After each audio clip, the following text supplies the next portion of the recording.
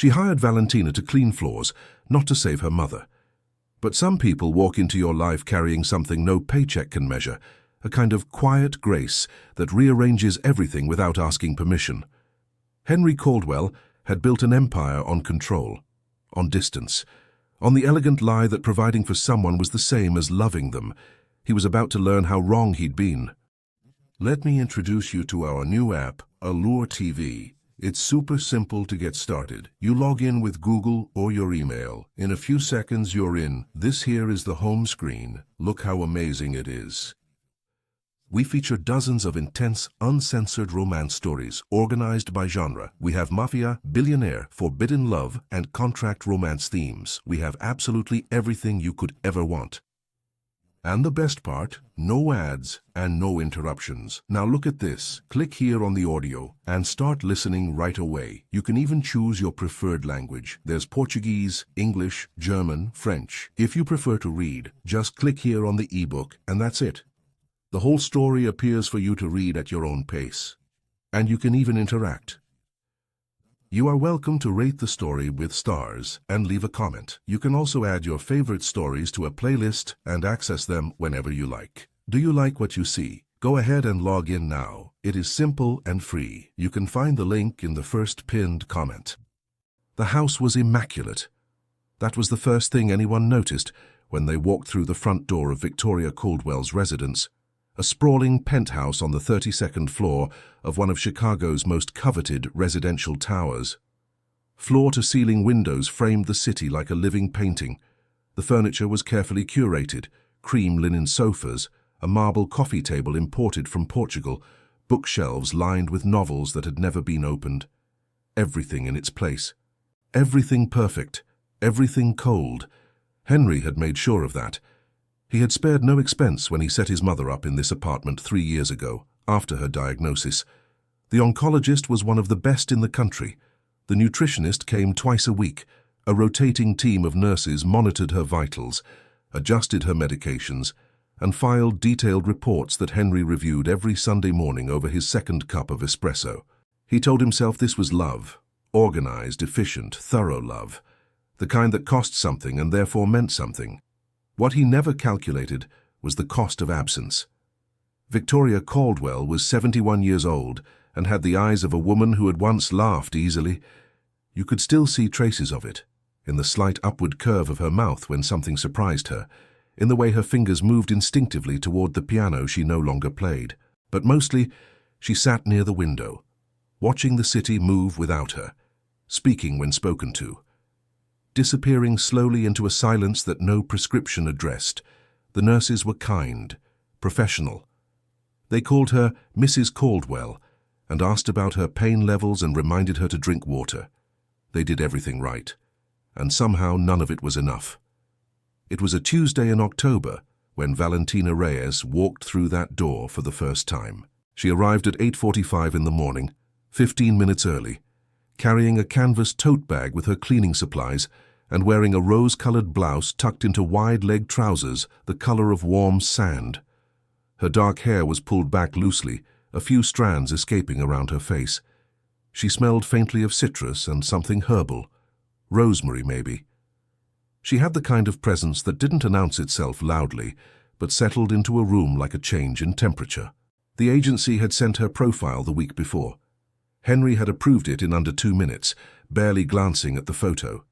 He needed someone reliable, someone who wouldn't bother his mother with unnecessary conversation, someone who could maintain the apartment to the standard he expected. The previous cleaner had left watermarks on the bathroom mirrors 3 weeks in a row. Unacceptable. He wasn't there when Valentina arrived. He was in a board meeting downtown, presenting Q3 projections to a room full of people who measured everything in percentages. His assistant had arranged the keys, the access code, the brief orientation with the head nurse. Clean and simple, delegated. What nobody delegated was what happened next. Victoria was sitting in her usual spot by the window when Valentina entered the living room. The older woman didn't look up immediately. She was watching a flock of pigeons navigate the wind between buildings, her coffee going cold on the side table. Valentina set her bag down quietly, The way you do in a library or a church, sensing that the silence here wasn't empty. It was inhabited. "Good morning," Valentina said. Not loud, not bright in the performed way people sometimes are when they're nervous, just warm, like she meant it. Victoria turned then. She looked at this young woman, really looked the way she rarely did anymore, and something in her expression shifted almost imperceptibly. A tiny easing, like a door that had been stuck for a long time, moving just a fraction. "Good morning," she replied. "You must be the new one." Valentina. She didn't extend her hand formally. She just smiled. A real smile, asymmetrical and genuine. "I'll try not to get in your way." "You're not in my way." Victoria turned back to the window. "Nobody's ever in my way." Valentina heard what was underneath that. She didn't comment on it, she simply began to work. But she worked differently than the others had. She didn't put headphones in. She didn't move through the apartment with mechanical efficiency, ticking items off a mental checklist. She moved slowly, attentively, pausing to straighten a framed photograph on the hallway shelf. A young woman in a yellow sundress laughing at the camera, her head thrown back, free. She studied it for a moment before adjusting the frame carefully. "Is this you?" she called toward the living room. A pause. Then, 40 years ago. You were beautiful." Another pause, longer this time. "I was happy." Valentina didn't rush to fill that silence with something cheerful or deflecting. She let it exist, let it mean what it meant. Then she moved on to the kitchen, and when she found a small ceramic pot of African violets on the windowsill, dry, their leaves beginning to curl at the edges, she watered them without being asked, and repositioned them toward the better light. By noon, the apartment smelled different, not just cleaner, alive. Valentina had opened 2 windows she'd found permanently shut, letting in cool October air and the distant sounds of the city. She'd rearranged the flowers in the entryway vase, discarding 3 stems that had begun to brown. Small things, unremarkable maybe to anyone watching. But Victoria noticed. When Valentina came to say goodbye, Victoria was still by the window. Except now she'd turned her chair just slightly, so she was facing inward rather than outward. "Same time Thursday?" Valentina asked. Victoria looked at her for a moment. Something moved behind her eyes. Recognition, maybe, or the beginning of it. "Yes," she said. "Same time Thursday." She didn't smile, but she didn't look away either, and for Victoria Caldwell in those days, that was its own kind of answer. 3 floors below, in the lobby, Valentina zipped her tote bag and stepped into the pale October sunlight. She didn't know yet what she was walking into. She didn't know about Henry or the board meetings or the Sundays he spent reviewing medical reports instead of visiting. She didn't know that the woman upstairs had once filled a room with music and laughter and was now slowly forgetting what either felt like. She just knew that the African violets had needed water and that nobody had noticed. Thursday came with a grey sky and the smell of rain. Valentina arrived at 8:40 again, this time with a small paper bag tucked under her arm alongside her tote. Inside the bag, a bundle of fresh lavender from the farmer's market 2 blocks from her apartment, and a paperback she'd pulled from her own shelf the night before, a collection of short stories by a Brazilian author she loved, translated into English, with a cover the color of burnt amber. She hadn't planned to bring either. She'd stood in her kitchen that morning, coffee in hand, thinking about the woman by the window. About the way Victoria had said I was happy. Not I am, not even I was once. Just the past tense, plain and unguarded, like something she'd stopped bothering to hide. Valentina had grabbed the lavender and the book without overthinking it. The nurse on duty, a compact, efficient woman named Patricia, raised an eyebrow when she saw the paper bag. "That's not in the service agreement," she said, not unkindly, just factually. "I know," Valentina said, and walked past her into the living room. Victoria was at the window again, same chair, same posture, same cold coffee. But today she was wearing a robe the color of deep plum, and her silver hair was down, loose around her shoulders, in a way that made her look younger and more fragile at the same time, like a woman who had stopped performing for visitors. "You're back," Victoria said without turning. I said I would be. People say a lot of things. Valentina set her tote down and pulled out the lavender first. She placed it on the coffee table without ceremony. No explanation, no performance of generosity. Just set it there, where Victoria could smell it from her chair. A long pause. Then Victoria inhaled, slowly, through her nose. Her eyes closed for just a moment. My garden used to have lavender, she said quietly, in the house before this one, before Henry decided I needed somewhere safer. The word safer carried something bitter inside it. Valentina heard it but didn't pry. She moved toward the windows instead, beginning her work and let the silence settle naturally. It was 20 minutes later, while she was wiping down the kitchen counter, that Victoria appeared in the doorway. What's in the bag? Valentina glanced over her shoulder. A book if you want it. What kind of book? Short stories. Each one is maybe 15 minutes. I thought... She paused, reconsidering, then decided honesty was simpler. I thought maybe you might let me read one to you, while I work, if that's not strange. Victoria stared at her, the kind of stare that was really an assessment, measuring something that had nothing to do with credentials or contracts. Then she turned, walked back to her chair, and sat down. It's a little strange, she said. Read anyway. So Valentina read. She read while she cleaned the bathroom, raising her voice slightly over the sound of running water. She read while she dusted the bookshelves, pausing to run a finger along titles that had never been cracked. She read the story of a woman who kept every letter she'd ever received but never reread them, saving them for an undefined future that kept refusing to arrive. When Valentina reached the last paragraph, the woman finally opening the oldest envelope, her hands trembling, she stopped. The apartment was completely quiet. Go on, Victoria said. That's the end. Another silence, different from the ones before, rounder, warmer. She should have read them sooner, Victoria said finally. Yes, Valentina agreed. Most people should. She didn't elaborate, neither did Victoria, but something in the air between them had changed, subtle and significant. The way a key turning in a lock sounds different from every other sound in a quiet house. By 11 o'clock, they were sitting at the kitchen table together. Victoria with a fresh cup of tea and Valentina with coffee she'd made for herself without asking, because Victoria had pointed at the machine without speaking when Valentina mentioned she hadn't had a second cup yet. Between them, on the marble surface, the lavender bundle cast its thin, clean scent into the warm kitchen air. Victoria talked. Not about the illness. Not about symptoms or medications or what the oncologist had said at the last appointment. She talked about a restaurant she and her husband had eaten at every anniversary for 19 years, a small Italian place in Lincoln Park that had since closed. She talked about the smell of the tablecloths, about the waiter who'd always brought them an extra dessert, unrequested, as if he knew, about how some places exist less as locations and more as a specific quality of light and feeling that you can't recreate anywhere else.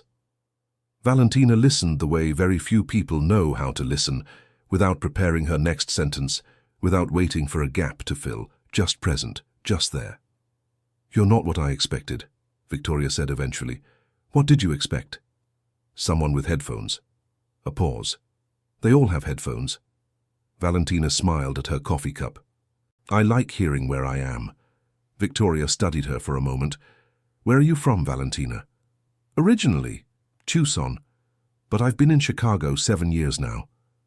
Do you miss it? The question landed with unexpected weight. Valentina turned her cup slowly in both hands. I miss my mother, she said quietly. She's the only thing about Tucson I can't replace. She hadn't meant to say that much, but it was out now, and she didn't take it back. Victoria looked at her, really looked the way she'd done that first Tuesday, and this time what moved behind her eyes wasn't just recognition. It was the beginning of something that had no clean name. Not quite friendship. Not quite the feeling of finding someone you'd been missing without knowing it. Close to both. Closer than either of them expected. When Valentina left that afternoon, the lavender was in a glass of water on Victoria's windowsill. The book was on the side table next to her chair, and Victoria's coffee, for the first time in longer than the nurses could remember, had been finished while it was still warm.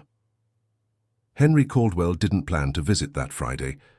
He had a lunch meeting with a venture capital firm at 12:30, a call with his legal team at 3, and a dinner reservation at 7 with someone he'd been seeing casually for 2 months, a woman named Diane, who was attractive and uncomplicated, and never asked him questions that required real answers. His calendar was airtight. His calendar was always airtight. But his assistant had forwarded a message from Patricia, the nurse, flagging that Victoria had refused her Wednesday medication twice in a row. Not dramatically, no scene, no argument. She'd simply looked at the pills, looked at Patricia, and said, "Not today," with the quiet authority of someone who had decided to stop pretending certain things mattered. Henry had read the message 3 times standing in his office on the 47th floor, the city spread out below him like a circuit board. Then he'd cancelled lunch, rescheduled the call, and texted Diane something vague about work. He was in the elevator by 11:15. He still didn't think of it as a visit.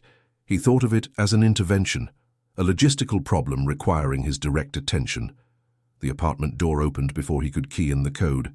Valentina stood in the doorway, canvas tote over her shoulder, clearly on her way out.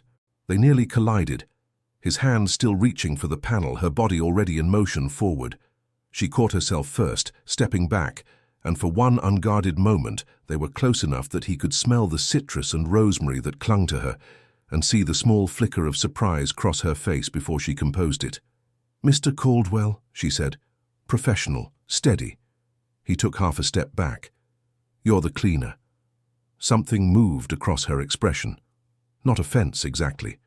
More like the practiced patience of someone who had been identified by their function before and had stopped expecting otherwise. "Valentina Reyes," she said. "I was just leaving." "How is she?" He didn't mean to ask it. It came out before the more appropriate question. Is everything in order? Has anything changed? Could organize itself. Valentina looked at him for a moment.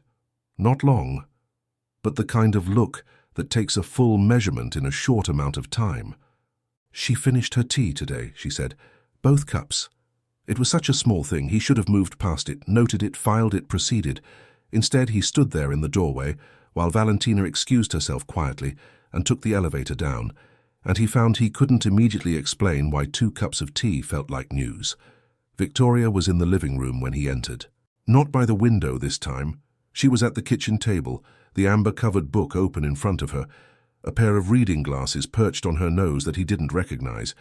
New glasses. When had she gotten new glasses? She looked up, and for a half-second something crossed her face, a brightness quick and involuntary, before it settled into something more measured. Henry. Not surprised, not quite warm. The voice of a woman who had learned to adjust her expectations downward and had become skilled at it. "Mom." He leaned down and kissed her cheek. She smelled like lavender. "You look good." "I look the same. The nurse said you've been refusing medication." Victoria closed the book with a patience that was its own form of exhaustion.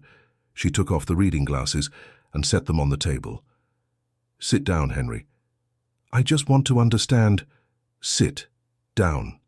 He sat.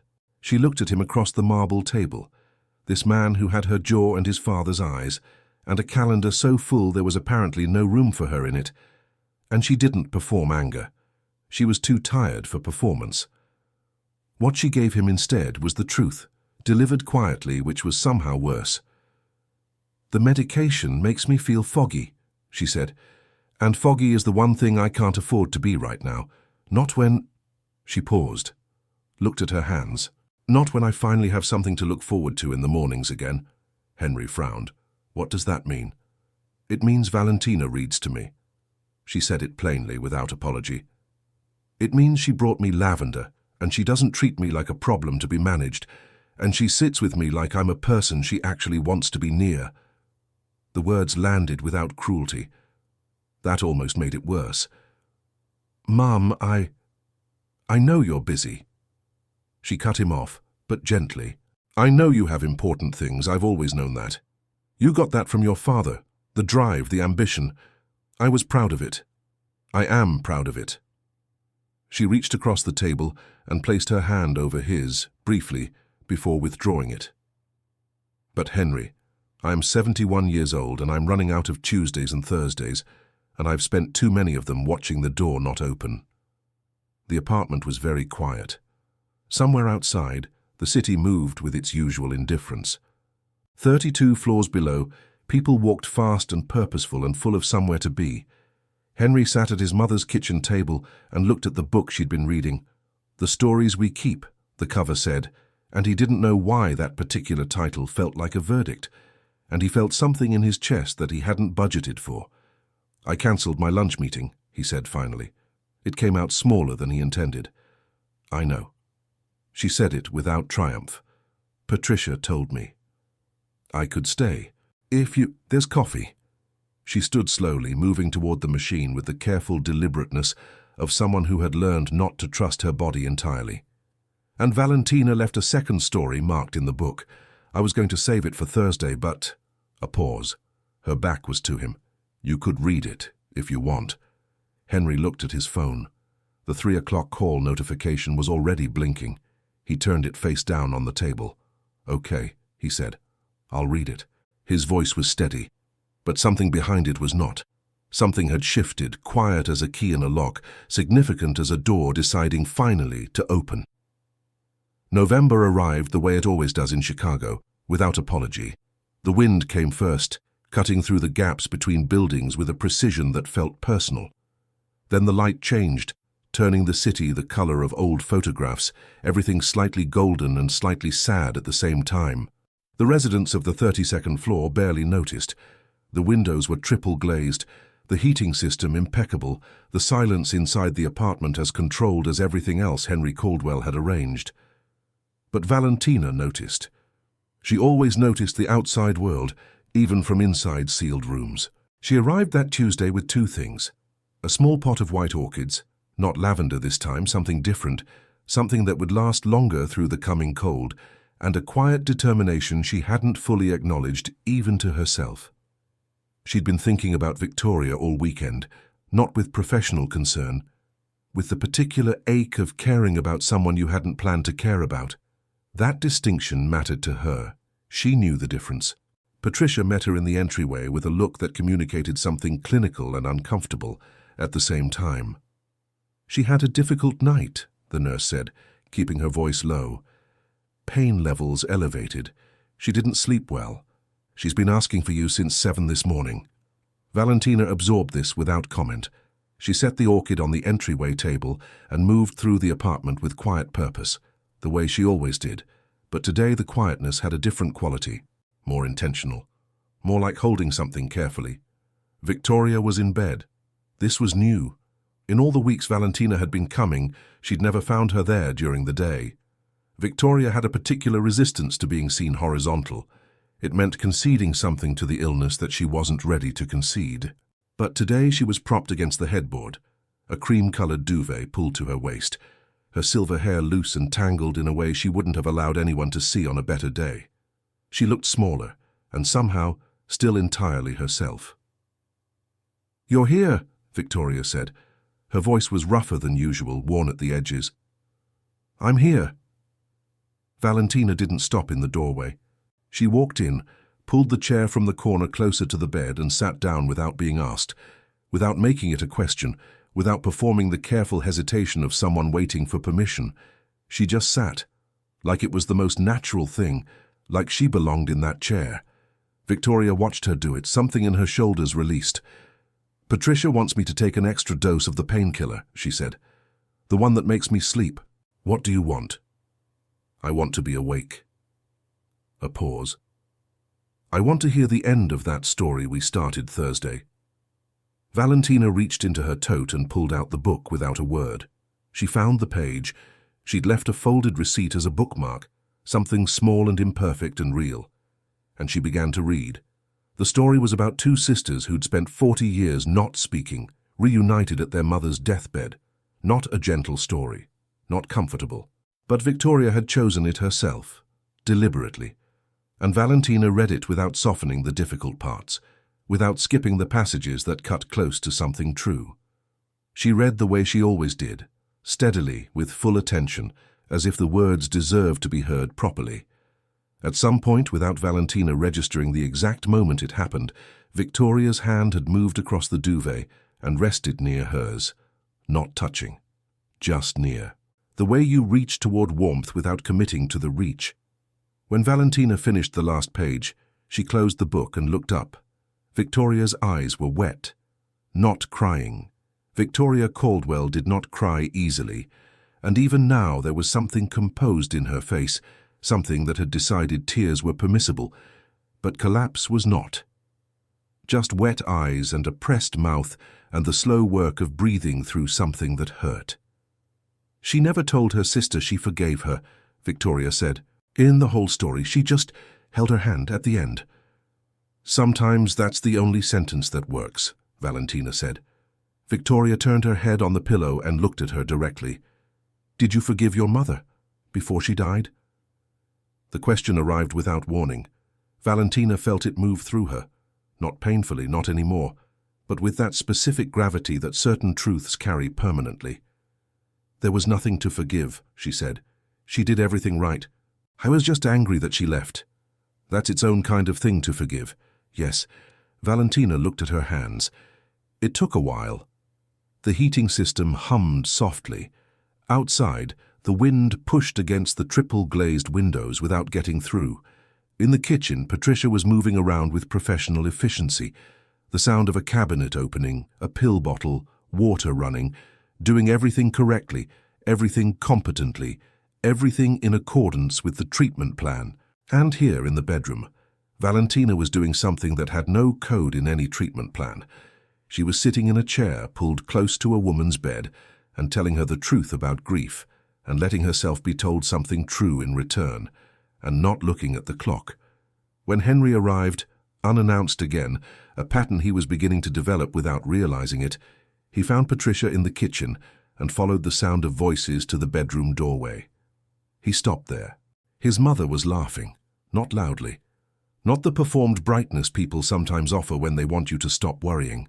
It was the real kind, low and involuntary, slightly surprised by itself, the laugh of someone who'd forgotten for a moment that things were hard.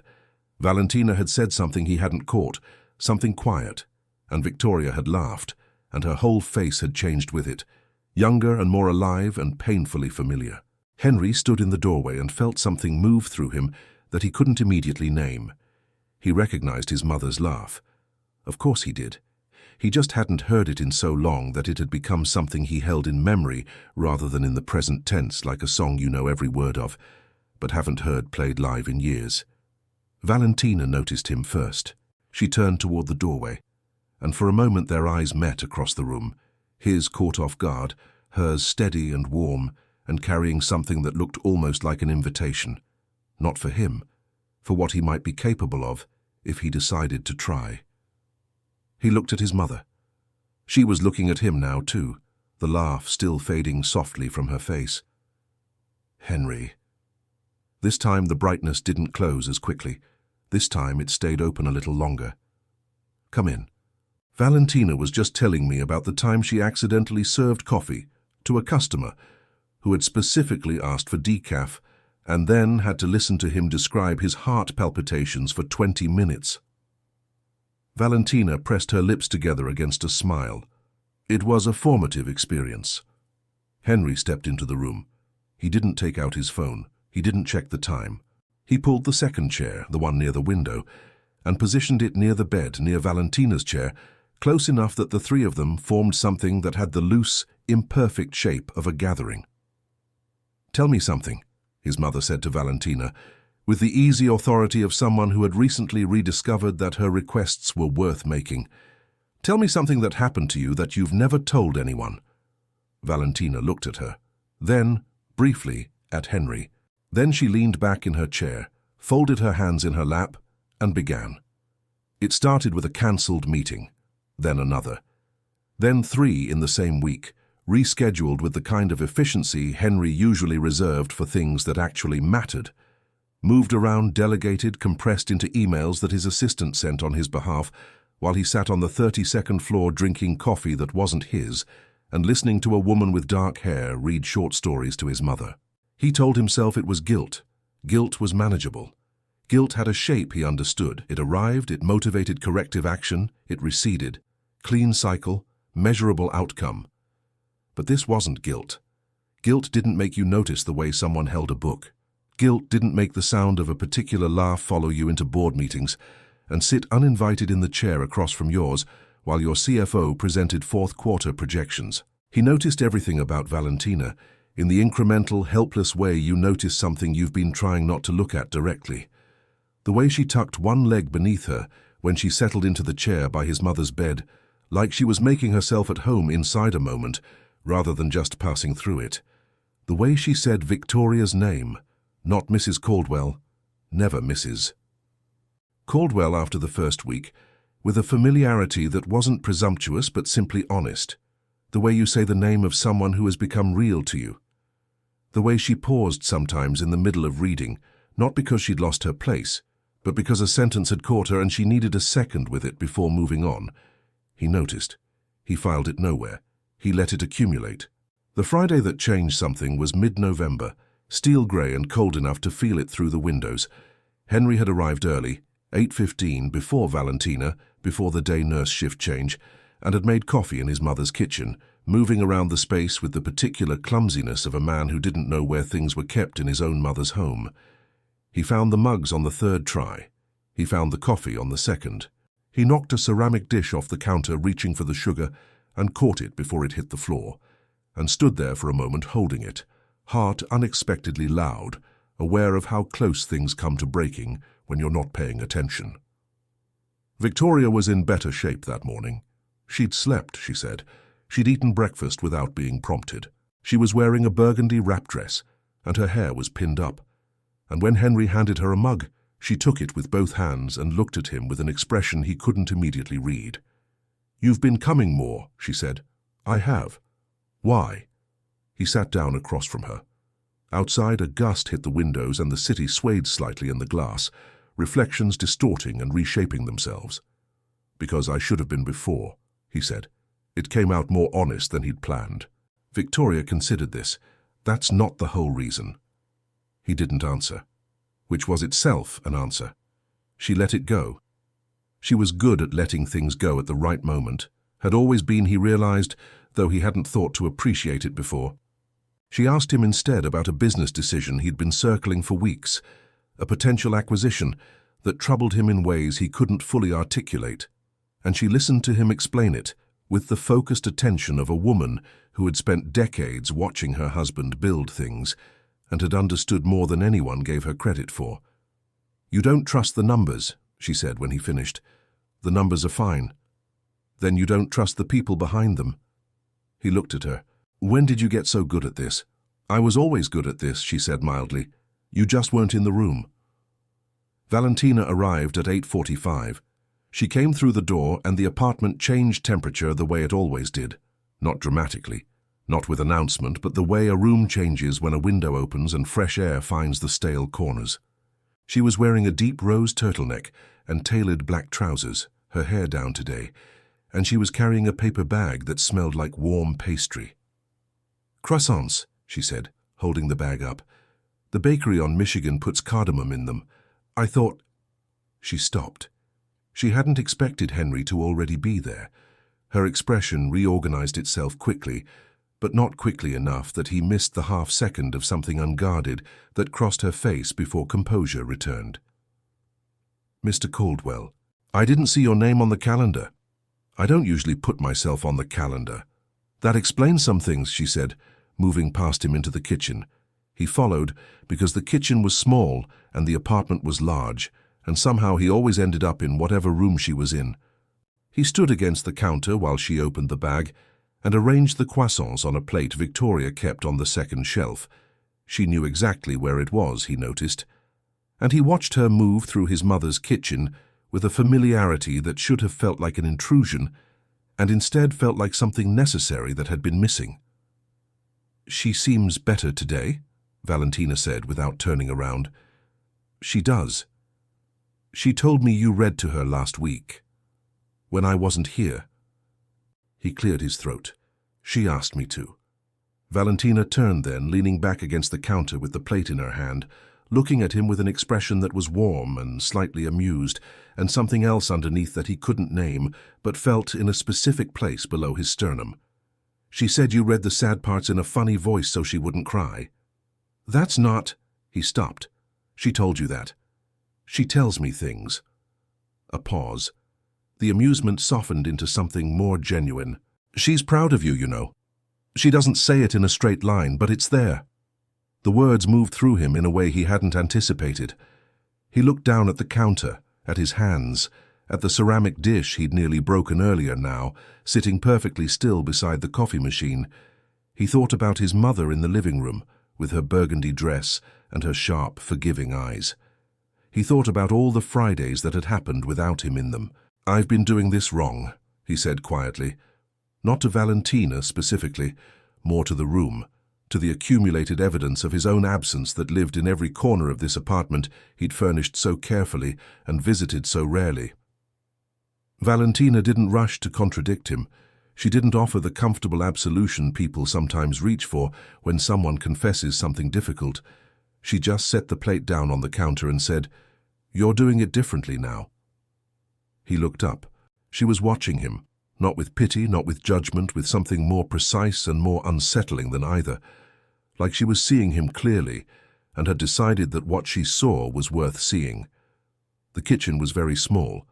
He hadn't registered how small until right now, standing less than 2 feet from her, the smell of cardamom and her particular citrus warmth threading together in the enclosed air between them. Her eyes were dark and steady and entirely unperformed. He could hear his own breathing. "Valentina." "Breakfast is ready," Victoria called from the living room, clear and perfectly timed, with the suspiciously cheerful energy of a woman who had excellent hearing and knew exactly what she was interrupting. Valentina picked up the plate. The corner of her mouth moved upward, barely, involuntarily, gone almost before it arrived. "Breakfast," she said, and walked past him into the living room, close enough that her shoulder almost brushed his arm. Almost. December came in quietly that year. No dramatic snowfall, no cinematic first frost, just a gradual deepening of cold that settled over Chicago like something inevitable and patient, the kind of cold that doesn't ask permission, the kind that finds its way into everything, even rooms that are supposedly sealed against it. Victoria had a bad week. It happened without warning, the way the difficult weeks always did. Not a single dramatic event, but a slow accumulation of small declines that the nurses documented in their reports with clinical precision, and that Henry read on his phone at 2 in the morning with a feeling in his chest that no metric had ever prepared him for.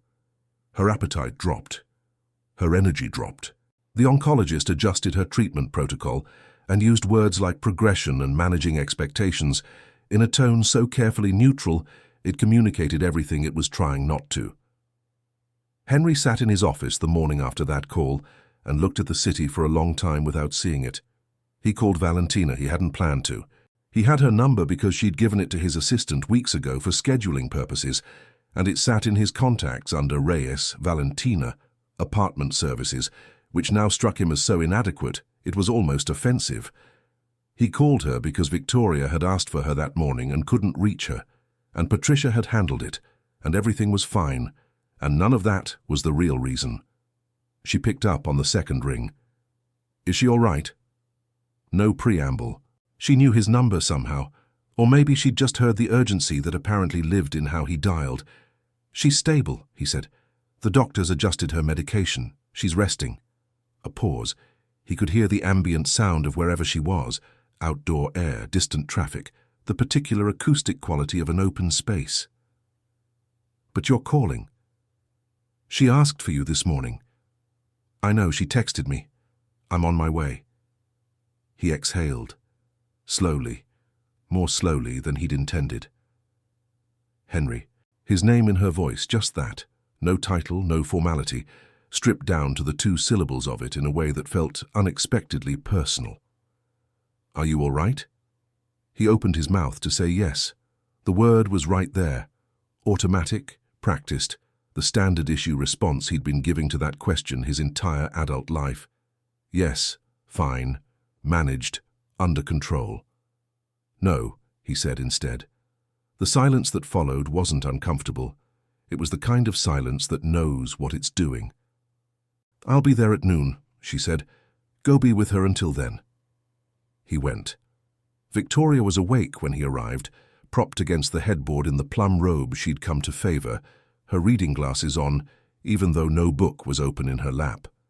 She was just sitting with her glasses on, as if she'd put them on to look at something more clearly and then forgotten what it was. Henry sat on the edge of the bed, not in a chair, not at a careful professional distance, on the edge of the bed, the way he had as a child when he'd had a nightmare and found his way to her room in the dark, and she'd made room for him without a word, because that was what she did. She made room for him now. "Tell me something I don't know about you," he said. It was what Valentina asked her sometimes. He'd heard her do it.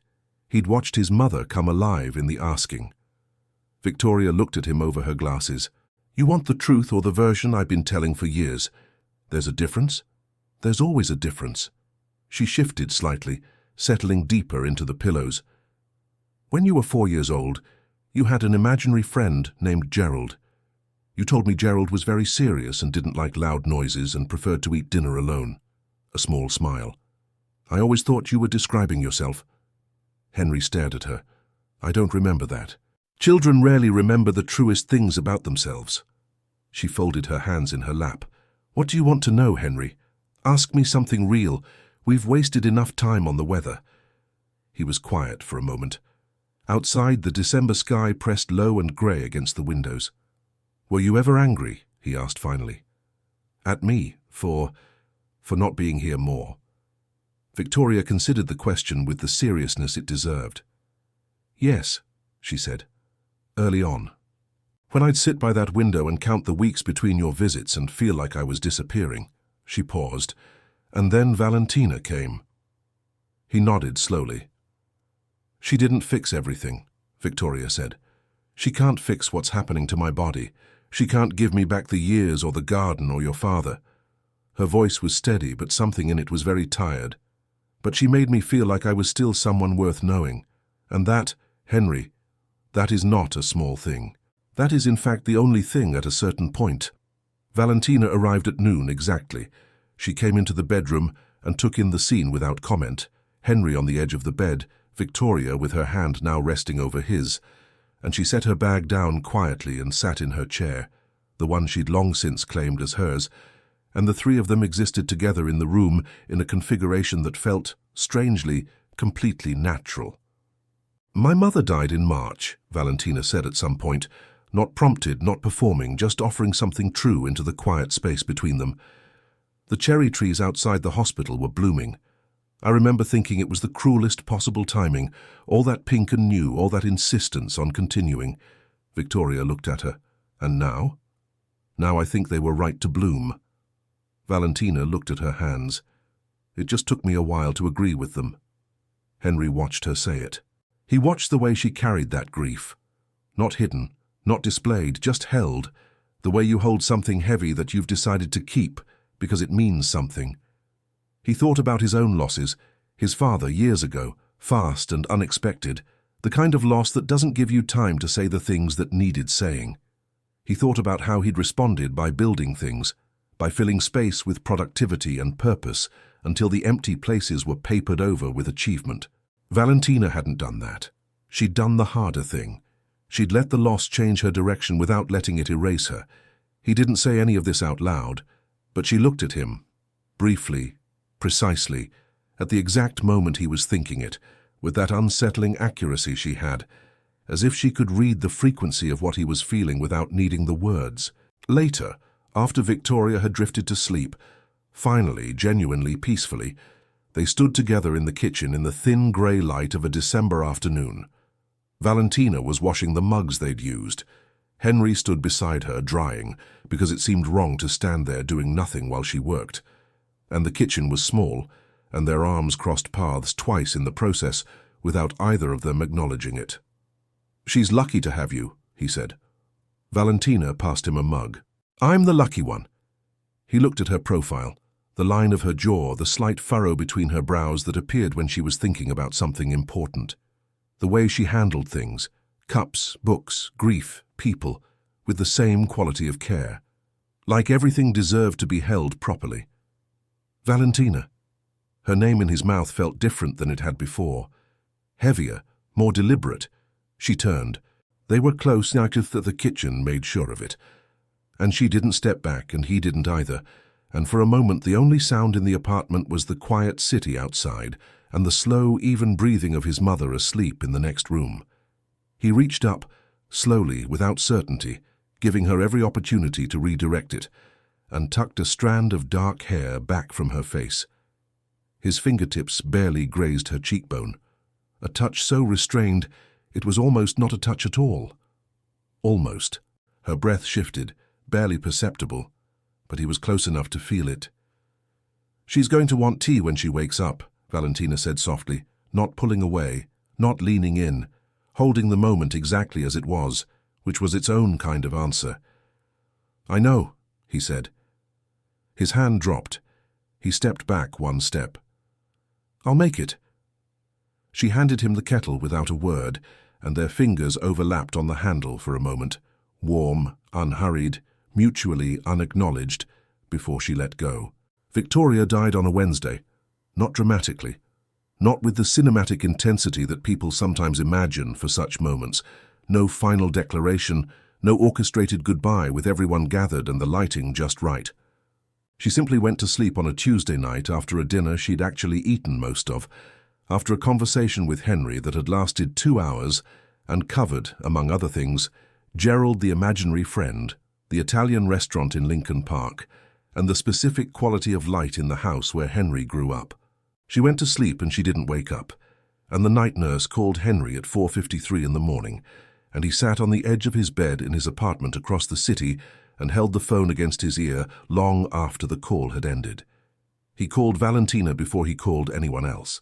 She didn't answer immediately.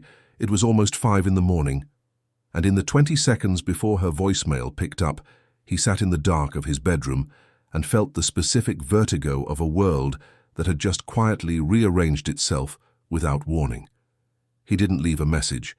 He sent 3 words instead. "She's gone. I'm sorry." His phone rang back in under a minute. "Don't apologize," Valentina said. Her voice was rough with sleep but fully present. No transition, no gathering herself, just immediately there in the way she always was. "Are you at the apartment?" "Not yet. I'll meet you there." The apartment felt different when he arrived. He'd expected that. He'd prepared himself for it, categorized it as a thing that would happen, and therefore something he could manage. What he hadn't prepared for was the specific quality of the silence. It wasn't the silence of a room where someone was sleeping or resting or simply absent. It was the silence of a room that knew. The orchid Valentina had brought in November was still on the windowsill, white and perfect, almost aggressively alive. Victoria's reading glasses were folded on the side table. The amber book was there, a receipt marking a page she hadn't reached yet. Henry stood in the middle of the living room and didn't move for a long time. Valentina arrived 20 minutes later. She came through the door and stopped when she saw him, standing there in the center of the room in a dark coat he hadn't taken off, hands at his sides, looking at nothing in particular with the expression of a man who had been very good at holding things together for a very long time and was running out of reasons to keep doing it. She crossed the room without hesitation. She put her arms around him, not carefully, not with the tentative, performative sympathy of someone managing a situation. She held him the way you hold someone when you understand that what they need isn't comfort, so much as the simple physical evidence that they are not alone. Her arms went around his shoulders, and she pressed close, and he felt the warmth of her, real, solid, unambiguous, and something in him that had been very tightly wound for a very long time simply gave. He held on, both arms without reservation, his face dropping to her hair, and she didn't pull away and she didn't say anything, and the apartment held its silence around them like a kept promise. They stayed like that for a long time.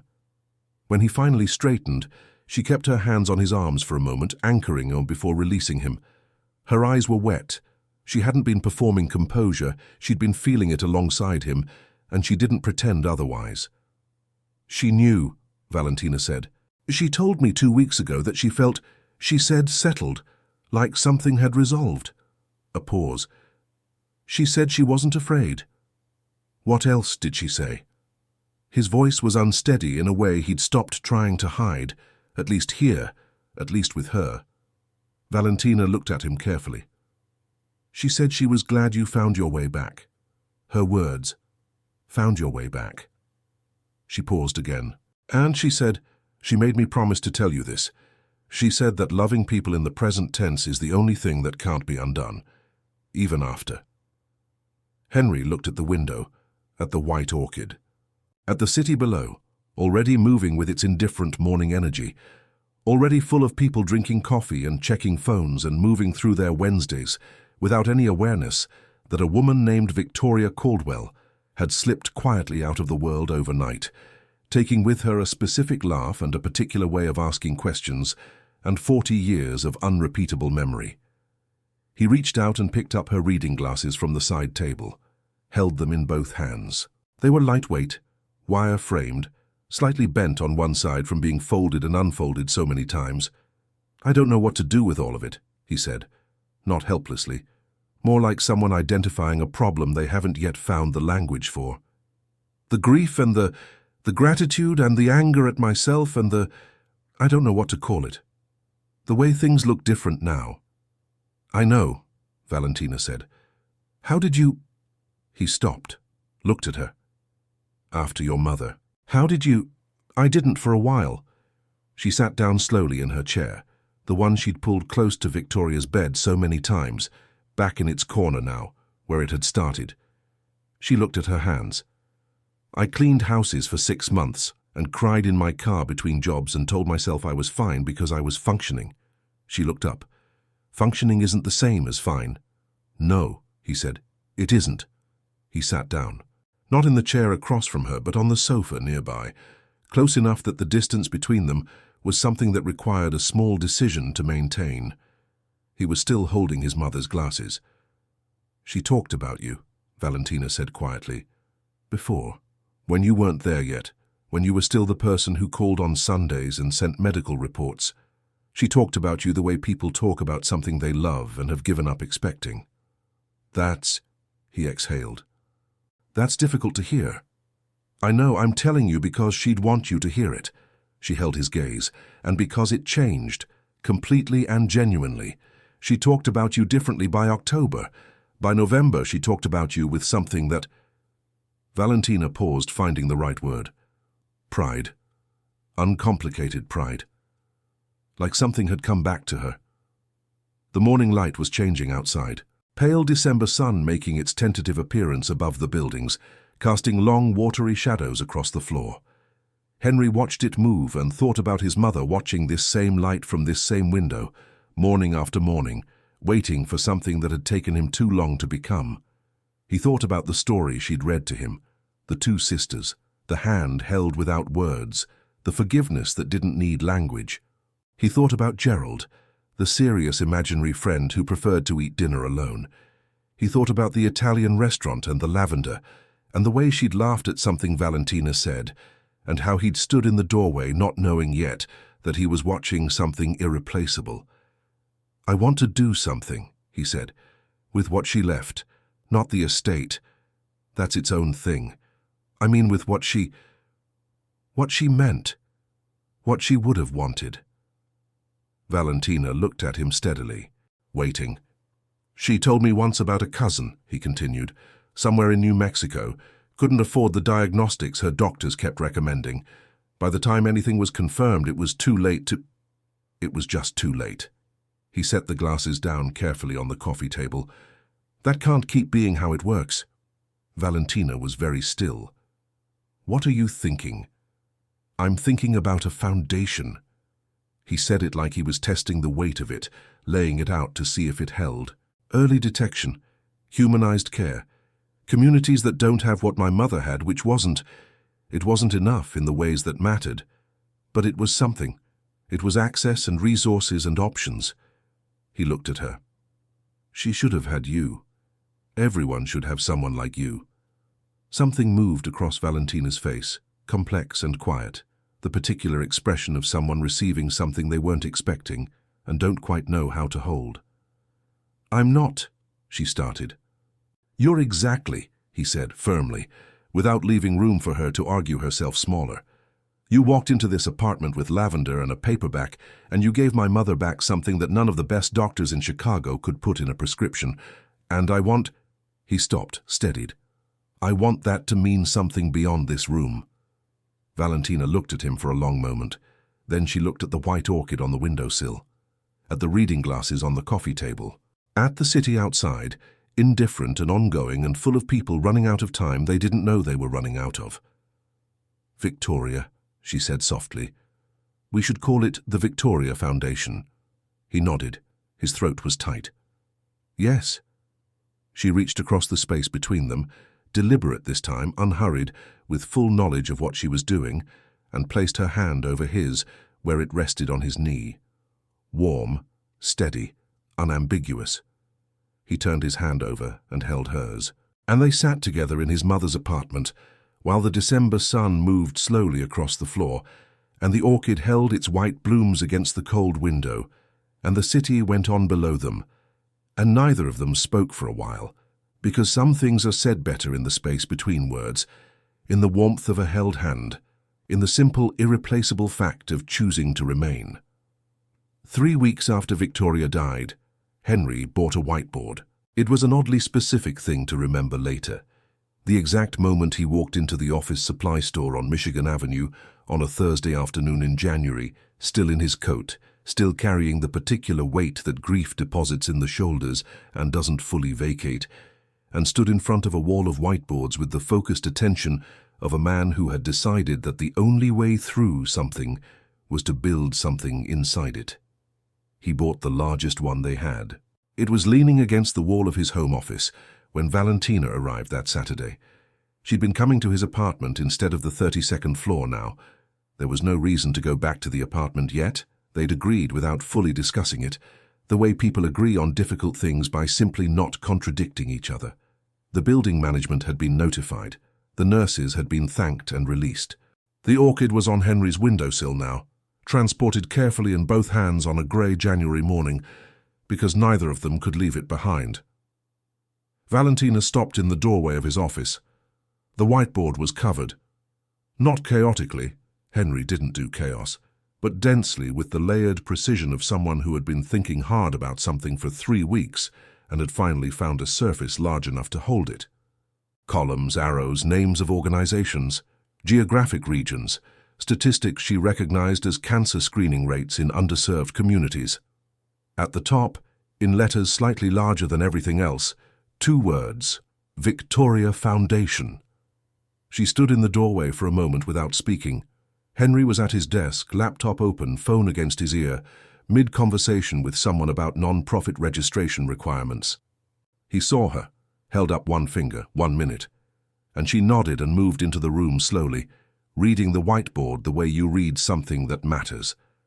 She read every word. By the time Henry ended the call, she had her arms crossed loosely over her chest, her rose-colored coat still on, standing close enough to the whiteboard that her breath had slightly fogged one corner of it. She reached up and touched the letters of Victoria's name, lightly, with 2 fingertips, the way you touch something you're not sure is real. "How long have you been working on this?" she asked. "Since the night of the funeral." He came to stand beside her, coffee mug in hand, looking at the board with the expression of someone examining something they've built and aren't sure yet if it will hold weight. "I couldn't sleep. I kept thinking about what you said, that everyone should have someone." He paused. "And about my mother's cousin in New Mexico." Valentina turned to look at him. "You remembered that." "I remember everything you've said to me." He said it simply, without loading it with more than it needed to carry. But the simplicity of it landed precisely because of what it didn't elaborate. She looked back at the board. "Tell me what you're thinking. All of it." So he did. He talked for 40 minutes.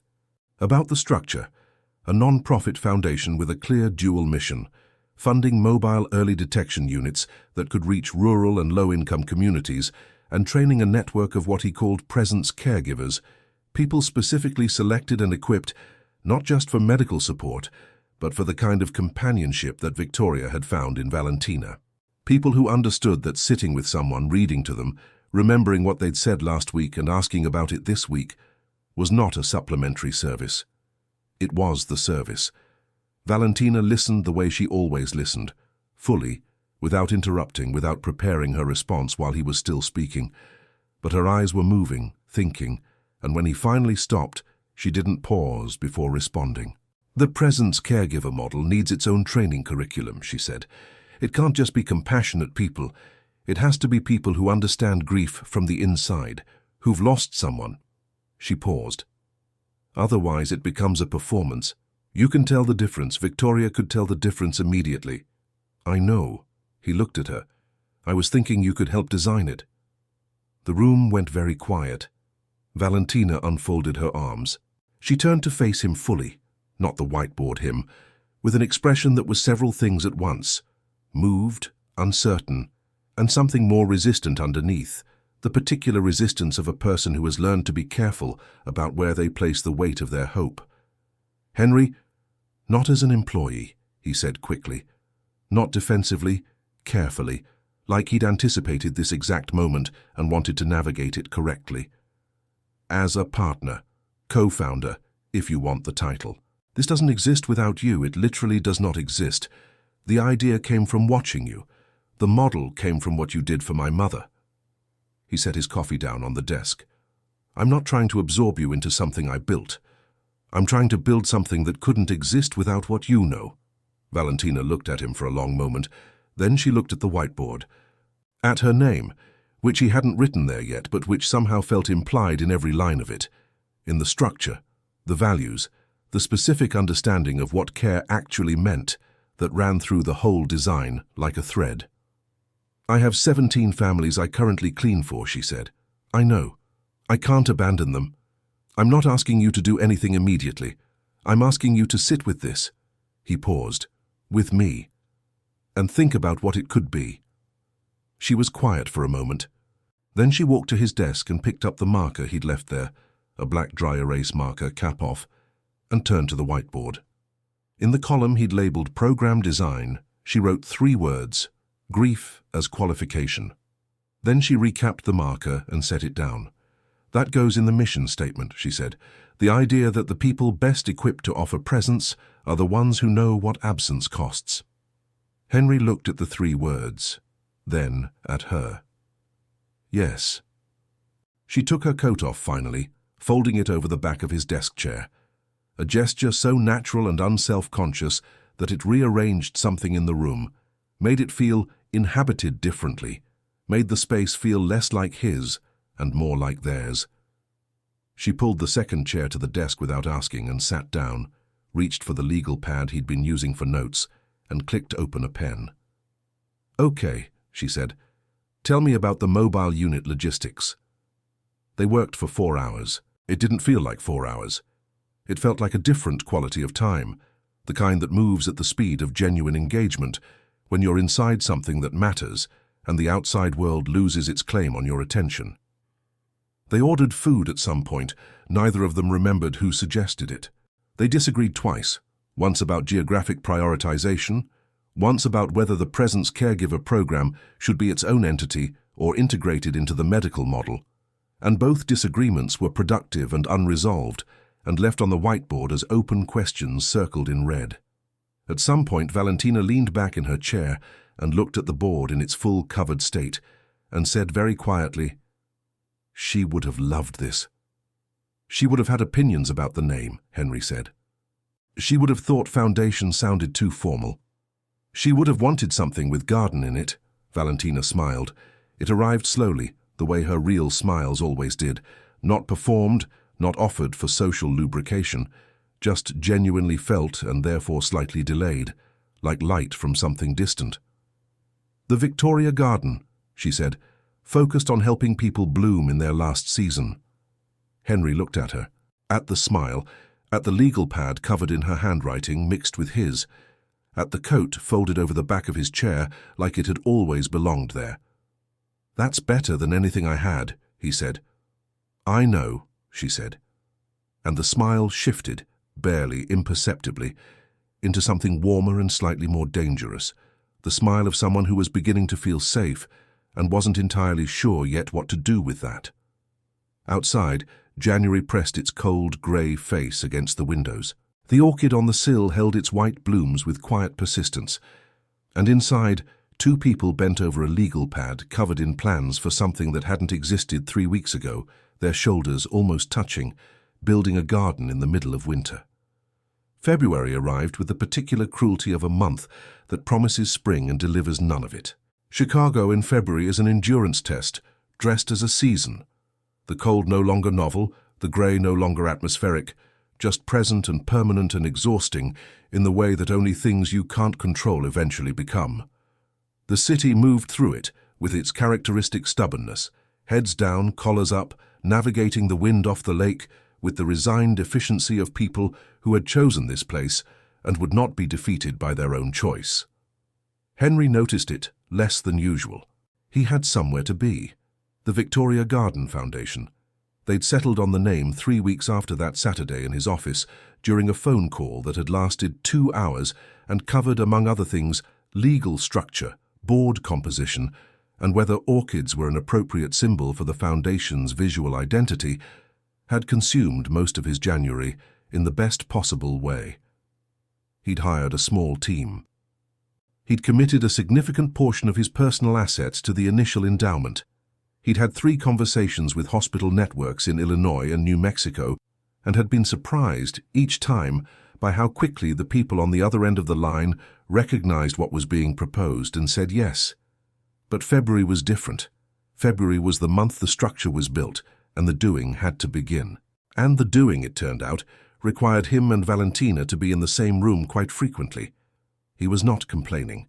They met on Tuesdays and Thursdays, a schedule neither of them had consciously chosen, but which had arrived naturally, inevitable as weather, because those had been Victoria's days and the rhythm of them was already worn into something like habit. Sometimes at his office downtown, surrounded by the particular energy of a building that measured everything in quarterly returns, which Valentina navigated with an amused composure that Henry found quietly extraordinary. Sometimes at a coffee shop near her apartment on the north side, a narrow place with exposed brick and jazz playing low and the smell of dark roast embedded permanently in the walls. He always arrived first. He told himself it was because he was efficient. He knew it was because he liked watching her walk in. She wore a deep burgundy coat that February, belted at the waist, her dark hair loose most days against the cold. She moved through spaces the way she always had, without performance, without the self-consciousness that characterized most people who knew they were being watched. She simply arrived fully, and the room adjusted around her without her asking it to. Today was a Thursday. The coffee shop, a corner table she'd claimed as theirs without discussion. She was late by 7 minutes, which was unusual.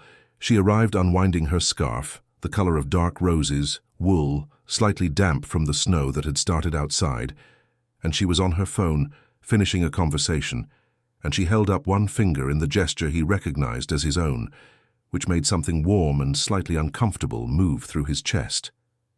"Sorry," she said, sitting down, dropping the phone in her bag. "One of my families, the Nguyens on Clark Street. Their daughter just got accepted to Northwestern and Mrs. Nguyen wanted me to know." She paused.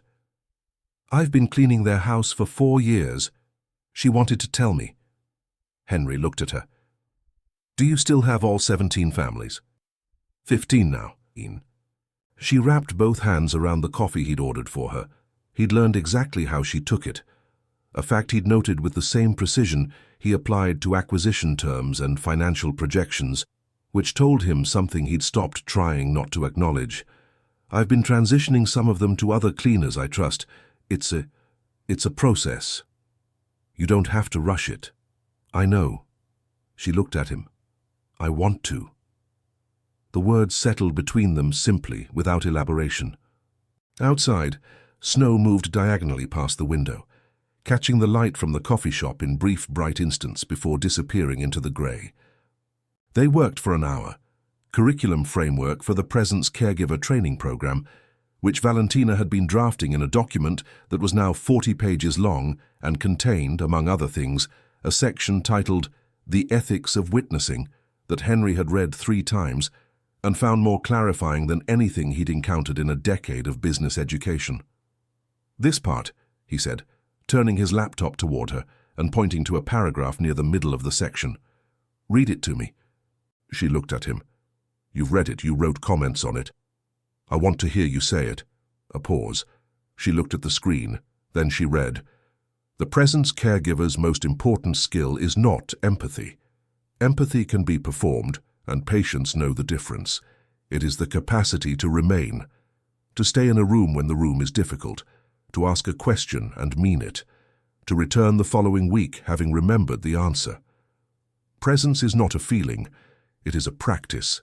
And like all practices, it must be chosen, repeatedly, against the pull of easier options." She looked up. He was watching her. "You wrote that," he said. "I did. It's the best thing in the document. The document is 40 pages. I know what I said." She held his gaze for a moment. Then she looked back at the laptop, scrolling slightly, and the color in her face had shifted. Barely perceptibly, the particular warmth that arrived when she received something she hadn't prepared a deflection for. They closed the laptops at 3. The snow outside had intensified, not a storm, just the persistent, determined variety that accumulates quietly and transforms everything without announcing its intention. The coffee shop had emptied around them, the Thursday afternoon lull, and they were nearly alone in it. "Can I ask you something personal?" Valentina said. "You've told me about your mother's last weeks, and I've told you about Gerald. I think we're past asking permission." She smiled at the table. "Fair." She looked up. "Are you happy? Not with the foundation. I know you're happy with that. I mean," she paused, finding the precise version of the question. "Are you happy with the direction your life is going? The person you're becoming?" He considered it seriously, the way she'd have been disappointed if he hadn't. "I think I'm becoming someone I recognize," he said. "Which is different from who I was 6 months ago." He paused. 6 months ago I was someone very successful at living in the wrong direction. What changed the direction?" He looked at her steadily. "You know what changed it?" The coffee shop was very quiet. Outside, snow accumulated on the windowsill in a thin white line. Valentina held his gaze, not looking away, not redirecting, just present with the thing being said in the space between them, which had been building for months with the slow, inevitable pressure of something that intends to exist. "Henry, I'm not going to do anything about it if you don't want me to," he said, quietly, without urgency. "I mean that. What we're building matters more than what I feel, and I won't compromise it." He paused. "But I'm also not going to keep pretending I don't feel it, because that's the old version of me, and I'm trying to be done with him." Valentina looked at him for a long moment, the kind of moment that has weight and texture, that you remember afterward not in words, but in the precise quality of the light and the sound of snow against glass, and the smell of dark coffee, and something warm and human and entirely specific to the person across from you. She reached across the table. Not for his hand. She stopped just short of it, her fingers resting on the table near his, the way she'd done beside Victoria's bed all those months ago. Near, deliberate, offering without demanding. "I feel it too," she said, simply, without performance, the way she did everything, with the full, unhurried weight of someone who meant what they said, and said only what they meant. He looked down at her hand near his. Then he moved his hand, but slowly, with full awareness, giving her every moment to reconsider, and covered hers. She didn't reconsider. They sat like that in the quiet coffee shop, while Chicago's February snow rearranged the world outside, and neither of them spoke, because the silence was doing something more precise than words could manage, and they both knew it, and they both let it. Then she turned her hand over beneath his, and their fingers laced together with the careful, irreversible certainty of something that has been true for a long time, finally deciding to be known. He looked up at her. She was already looking at him. "Tuesday?" she said softly. The word carried more than its Tuesdayness. It carried everything they'd built toward, everything still unbuilt, the particular tenderness of a beginning that had grown slowly enough to be trusted. "Tuesday," he said. And when they finally left the coffee shop, stepping out into the white and altered street, he reached for her hand before she could reach for her scarf, and she let him take it, and they walked into the February cold, like two people who had stopped pretending that warmth was something you could afford to postpone. Above them, the city's lights caught the falling snow and turned it briefly, improbably golden, and for a moment, just a moment, it looked almost like spring. March came in like a exhale. Not the dramatic arrival of spring that poets promise. Chicago doesn't traffic in dramatic arrivals. It trades in gradual relenting, in the slow loosening of winter's grip, degree by reluctant degree, until one morning you step outside and the air carries something different in it, something that isn't cold's absence so much as warmth's first tentative return, something that smells faintly of wet earth and possibility and the particular sweetness of things that have survived. Henry noticed it on a Tuesday. He was standing outside the converted warehouse space they'd leased on the west side, the future home of the Victoria Garden Foundation's operational headquarters, waiting for Valentina, who was 3 minutes late, which he now understood as her particular version of punctuality. He had his coat open despite the temperature, because the sun was doing something genuinely persuasive with the light, and he was holding 2 coffees, and he was thinking about nothing specific, which was itself remarkable for a man who had spent the better part of his adult life thinking about 17 things simultaneously. He heard her before he saw her. Her laugh, answering something on the phone, low and genuine, the asymmetrical real one, reached him half a block before she did. She was wearing a deep raspberry wool coat, her hair loose, one hand gesturing as she talked, and she looked so entirely herself moving through the world that he stood and watched her come toward him with the particular stillness of someone who has found something they didn't know they were looking for and is not yet fully accustomed to the fact of having found it. She ended the call when she saw him, pocketed the phone, looked at the coffees. "You remembered the cardamom. I called ahead." She took the cup with both hands, always both hands, always that specific gesture of receiving something carefully, and looked up at the building behind him. The warehouse had good bones, tall industrial windows, a corner location, a loading dock they planned to convert into an accessible entrance. From the outside, it looked like potential.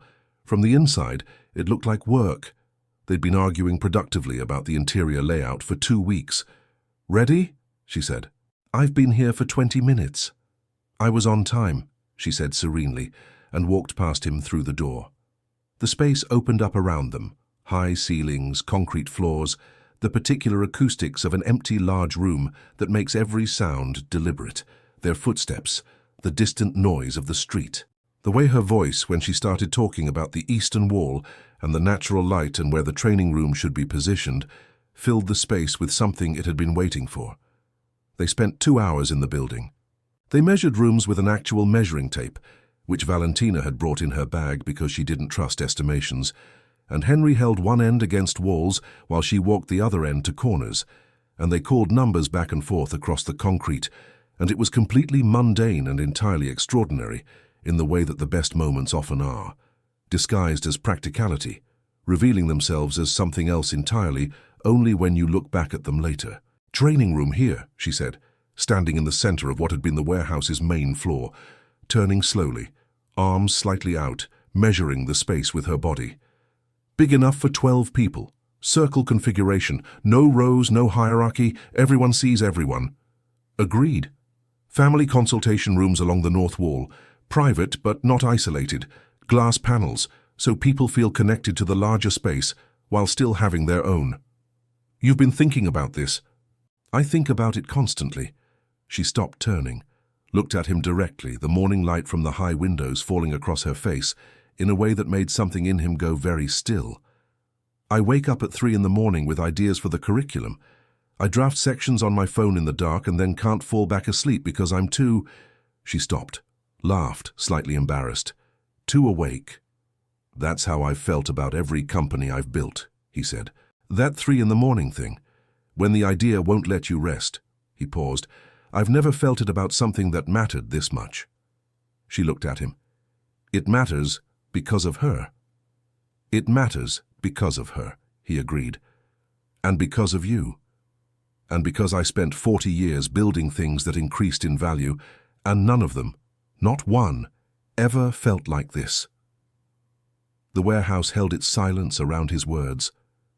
Valentina stood in the center of the future training room with her coffee and her measuring tape and her raspberry coat, and she looked at him with the expression he'd come to understand as her most honest one, unguarded, fully present, slightly undone in the way that only genuine things undone her. "Come here," she said quietly. He crossed the concrete floor to where she stood. She put her hand on his chest, flat, warm, deliberate, and looked up at him with the particular steadiness of a woman who had decided something and was carrying it without apology. "I need to tell you something," she said. "Tell me." "I was afraid of this." She held his gaze. "Not of you, of what this is. Of letting something matter this much again after—" She stopped. "After my mother. After learning that the things you love most are the things that can leave." She pressed her hand slightly more firmly against his chest, as if she could feel his heart through the layers of coat and wool and everything else. "I'm still a little afraid." "I know," he said. "So am I." "You are?" "I spent years not being present for people I loved, because presence meant risk, meant something to lose." He raised his hand and covered hers where it rested on his chest. "I'm terrified of losing you, which means you already matter more than I know how to be comfortable with." She exhaled. The sound of it, small, relieved, slightly broken, moved through the empty warehouse and dissolved into the high ceiling. Then she rose on her toes and kissed him. Not tentatively, that wasn't her way, once she'd decided. It was a kiss that knew what it was, unhurried, warm, carrying the full weight of everything that had accumulated between them over months of proximity and care, and the slow, irreversible process of becoming essential to each other. His arms came around her, and she leaned into it without reservation, her hand moving from his chest to the lapel of his coat, and the warehouse held them in its wide concrete silence, while outside the March sun continued its patient work of warming the city degree by degree. When they separated, she kept her forehead against his, both of them slightly breathless, both of them unwilling to move too far from what had just happened. "Victoria would have something to say about this," she said. "She would have said she saw it coming from the second Tuesday." Valentina laughed, the real one, low and involuntary. "She told me in November, she said, her exact words, 'That boy needs someone who won't let him hide, and you don't seem to know how to let people hide.'" Henry pulled back enough to look at her. "That boy." Her words. He shook his head, but his eyes were bright with something that wasn't sadness and wasn't quite joy, but lived in the complicated, luminous territory between them that only exists when grief and love occupy the same moment. He thought about his mother in her plum robe with her reading glasses and her cold coffee and her window. He thought about what it had cost her to wait and what it had cost him not to come sooner, and how Valentina had walked through that door one October Tuesday with lavender and a paperback and had quietly, without agenda, changed the entire direction of everything. "I want to show you something," he said. He pulled out his phone, opened an email from the hospital network in New Mexico, received that morning, confirming partnership for the Foundation's first mobile screening unit deployment. Launch date, May. Communities served in the first phase, 11. Estimated patients reached in year 1, 4,000. Valentina read it, then read it again. Her eyes went still in the way they did when something moved through her that she needed a moment to absorb. 4,000 people, she said quietly. In year 1. She looked up. "Your mother's cousin is in the first catchment area." "Yes." She handed the phone back. Her hand was not entirely steady. "Henry." "I know." She would have... Her voice broke just slightly, just at the edge of the word, and she pressed her lips together and looked at the warehouse ceiling for a moment, at the industrial windows and the pale March light and the wide, unfinished space full of everything it was about to become. She would have been so... "I know," he said again, softer this time. He reached up and touched her face, her cheek, with the backs of his fingers, the way you touch something you intend to be careful with. And she leaned into it, closing her eyes briefly, allowing herself to be held in that small gesture without deflecting it. They stood in the center of the future training room, circle configuration, no hierarchy. Everyone sees everyone. And the March light moved across the concrete floor between them. And somewhere outside, a city was continuing its ordinary, extraordinary business of existing, and 4,000 people who didn't yet know their names were going to be reached before the year was out, and Victoria Garden was going to bloom, whether or not the architects had finalized the interior plans. Henry thought about what his mother had said. Loving people in the present tense is the only thing that can't be undone. He looked at Valentina, at her dark eyes, still slightly bright, at the measuring tape still in her hand, at the woman who had walked into his mother's life with lavender and a paperback, and had somehow in the process walked into the only part of his that had been missing. And he understood, finally and completely, what she'd meant. You couldn't recover lost time. Couldn't reclaim the Tuesdays spent at the wrong distance from the people who needed you. Couldn't unbuild the walls that absence constructs, or unsay the silences that calcify into distance over years. The past was its own fixed country, unreachable. But the present was here, warm and unfinished and full of the specific, irreplaceable texture of a life being lived with full attention, with presence, with the radical, ordinary courage of choosing to remain. He took her hand. She looked at it, their joined hands, and then at him, with the smile that arrived slowly and meant everything. "We have 12 more rooms to measure," she said. "I know," he said. "We have time." And for the first time in longer than he could accurately calculate, that sentence was not a postponement.